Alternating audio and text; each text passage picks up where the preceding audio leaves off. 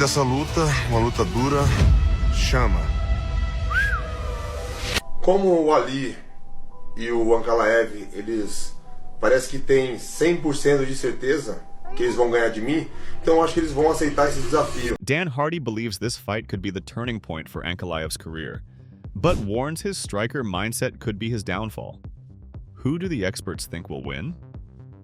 In one corner, Alex Pereira, the knockout artist with fists as big as your head. In the other, Magomed Ankalaev, the well-rounded powerhouse with wrestling that could dominate the Octagon. Pereira's coach says he's evolved into a seasoned grappler, while Ankalaev's team claims he's training harder than ever. Experts are split, but one thing's clear. This fight is a clash of styles that could redefine the division. Will Pereira's striking reign supreme, or will Ankalaev's grappling secure the win? Who do you think takes it, Pereira or Ankalaev? Let us know in the comments. Don't forget to like, subscribe, and hit the bell for more fight breakdowns. UFC 313 is just around the corner. Don't miss it. Alex Pereira started as a kickboxer and quickly rose through UFC ranks. His coach, Teixeira, says he's now a true black belt and much better fighter after 3 years in UFC. Pereira challenged Ankalaev to a $200,000 charity bet. Magomed Ankalaev worked hard to earn this title shot. He refused the bet because as a Muslim, betting is against his religion. He already gives 2.5% of his wealth to charity yearly. Ankalaev is determined to make the most of this opportunity, saying they're treating this like it's the last fight ever. Many fighters and coaches have shared what they think about this fight. Dan Hardy believes Pereira will win. He thinks this could be when Ankalaev needs to use all his MMA skills, not just striking with wrestling as backup. Hardy says we shouldn't underestimate Pereira's takedown defense. Robert Whittaker picks Pereira to win. He says if Ankalaev doesn't try to wrestle in the first 3 minutes, he won't make it past round 1. Whittaker wouldn't want to strike with Pereira because he hits like a truck. Eddie Cha stopped doubting Pereira long ago. He thinks Pereira can beat anyone, wrestler or striker, though this is his toughest fight yet. Tim Welch noted Pereira's massive fists, saying they're as big as my head. He warns that if Ankalaev tries to strike with Pereira, it will be a bad night for him.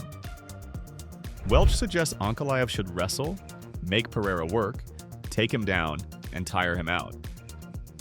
Jair Mendes calls this Pereira's toughest fight, but says it could be easier if Ankalaev stands and trades with him. He points to Ankalaev's fight with Jan Blachowicz, where Ankalaev took too much damage before trying takedowns. Andrei Petroski believes Ankalaev could win easily if he uses wrestling. But after hearing Ankalaev talk about knocking out Pereira, Petroski is less hopeful.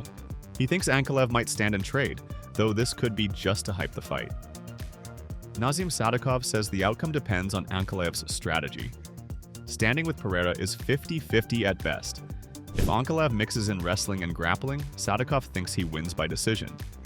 Mansour Abdul Malik picks Ankalaev to win, noting he's a big fighter for the 205-pound division with both striking and grappling skills.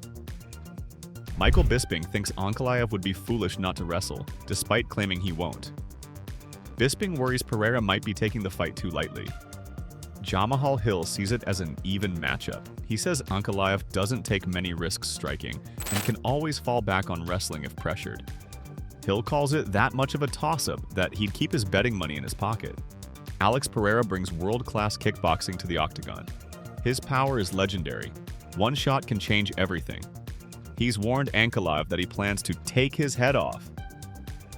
While known for striking, Pereira has improved his wrestling defense over 3 years in UFC. Teixeira awarded him a black belt, showing his growth as a complete fighter. Magomed Ankalaev offers a different challenge. He's a well-rounded fighter who can strike but excels in wrestling. Many experts believe his best path to victory is taking Pereira down and controlling him. Grant Dawson thinks if Ankalaev can take Pereira down and ride him out for 4 rounds, he might win, though Dawson still picks Pereira. The key question is whether Ankalaev will stick to striking or use his wrestling advantage. His comments about knocking out Pereira worry some analysts who believe this approach plays into Pereira's strengths. If Ankalaev stands and trades, he faces Pereira's devastating power. If he wrestles, he might neutralize Pereira's striking, but must overcome improved takedown defense. Both fighters bring different strengths to this championship bout. Pereira's knockout power versus Ankalaev's technical approach creates an unpredictable matchup where either man could emerge victorious depending on their strategy. For Alex Pereira, this fight is about proving he's more than just a striker. His coach Pleno Cruz highlights how much Pereira has grown in just 3 years in the UFC. He's a much better fighter, a much better grappler, a seasoned grappler, a real black belt, Cruz says. Pereira keeps moving forward despite what critics say about his abilities. Pereira showed confidence by challenging Ankalaev to a $200,000 charity bet. When Ankalaev declined for religious reasons, Pereira respected this but maintained his fighting spirit, warning he plans to dominate in the Octagon. Magomed Ankalaev sees this as his moment after a long wait for a title shot. "We're looking at this fight as if it's the last fight ever," he says, "and we're going to do whatever we can to make sure that we get this opportunity." Ankalaev explained that as a Muslim, betting is forbidden, but he already gives 2.5% of his wealth to charity yearly as one of the 5 pillars of Islam. Ankalaev doesn't care if Pereira takes his words to heart. His focus is singular, making the most of this chance. While some question if he's really planning to stand and strike with Pereira, or if that's just talk to build interest, Ankalaev is clearly taking this preparation seriously. The contrast between these fighters extends beyond their styles. It's also about their journeys, beliefs, and what this championship means for their futures. As the fight approaches on March 9th, tension builds between these two elite fighters.